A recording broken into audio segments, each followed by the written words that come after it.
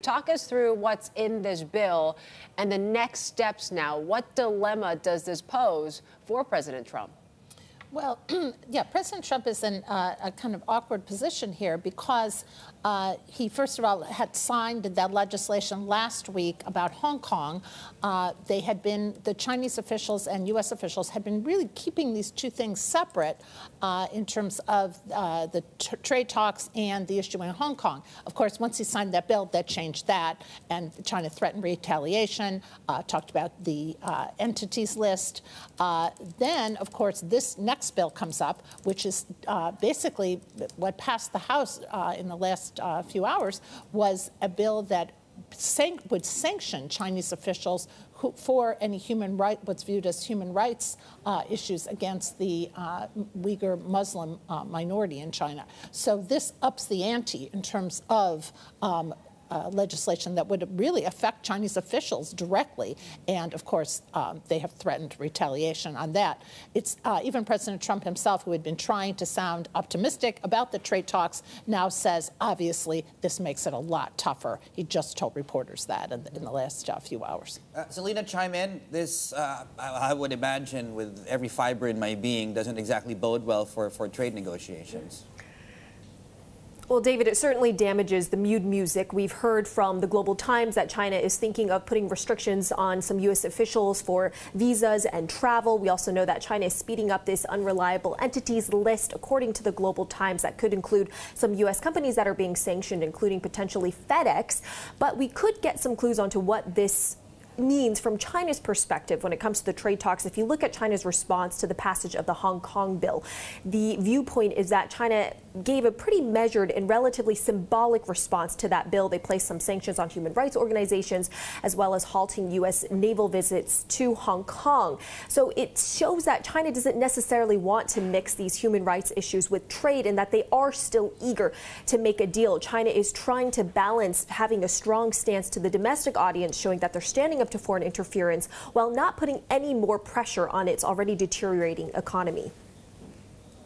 Selina, of course, this coming after Donald Trump did comment in London that there's, quote, no deadline.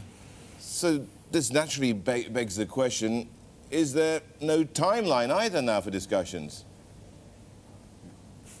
It is a wake-up call to the trade optimists, and despite that positive rhetoric we heard from Larry Kudlow weeks ago that the trade deal was down to the short strokes, it shows that areas of disagreement still remain, including around the timeline and amount of agricultural purchases from China, as well as China's demands for existing tariffs to be rolled back. And we heard from Wilbur Ross that those additional tariffs on December 15th could still go in place. Now, take a listen here to what Donald Trump had to say in terms of the lack of urgency he has when it comes to making a deal.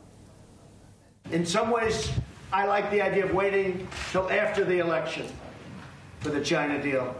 But they want to make a deal now, and we'll see whether or not the deal's going to be right. It's got to be right. Now, the comments from Trump and Wilbur Ross could also be part of this gamesmanship strategy to ratchet up pressure as this deadline comes near. But it does show that perhaps Trump doesn't see this China deal as critical to his 2020 elections, and that perhaps he's willing to go on the campaign trail showing that he's staying tough on China, that he hasn't yet reached the deal that he wants, and so he needs to get reelected to make those promises that he had made.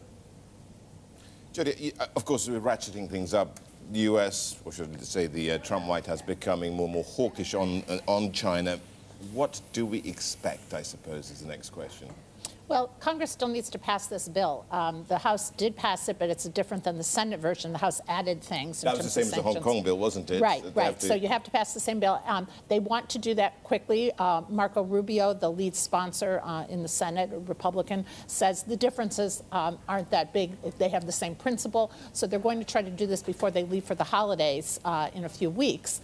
It may extend into next year, but they're going to try to do this quickly. Then, of course, that goes to President Trump's desk. He will have a similar decision to make, like he did last week, about whether to sign on to the bill, whether to sign it. He did this last week on the Hong Kong bill, essentially putting more weight on domestic peace in terms of Congress going along with them. He needs them, doesn't he? He needs them, and overwhelming support for both bills. The one last week and then this one. If he doesn't sign it, they could probably override a veto. So at a time where he's trying to negotiate with China, at a time of impeachment hearings, that's not exactly something you want to do. But of course, this is raising the stakes with China and raising the threats of retaliation from Chinese officials.